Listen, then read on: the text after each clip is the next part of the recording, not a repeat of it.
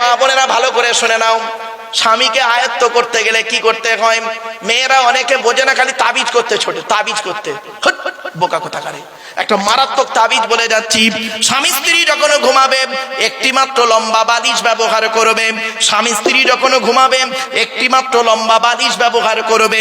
আর স্ত্রী যদি ওর মাথার লম্বা চুলটা ওই বালিশের উপরে বিছায়ে দেয়, আর স্বামী যদি স্ত্রীর চুলের উপরে মাথা রেখে ঘুমায়, ওই স্বামী ওই মুহূর্তে জীবনে কোনোদিন অন্য কোনো মেয়ের কথা ওর মনেই আসবে না। শুধু তাই নয়, এই মা বোনেরা ভালো করে শুনে নাও, আল্লাহর নবী বলেছেন, আমি বলিনি, ওই নারী হলো জাহান্নামী।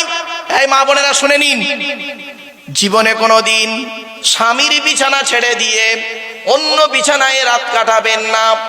আল্লাহর নবী বলেছেন, কোন মেয়ে ছেলে যদি নিজের স্বামীর বিছানা ছেড়ে দিয়ে বিনা কারণে অন্য বিছানায় যদি রাত কাটায়, আল্লাহর ফেরেশতারা সারা রাত ওই নারীটার জন্য আল্লাহর কাছে অভিশাপ দেয়, বদদুয়া করে।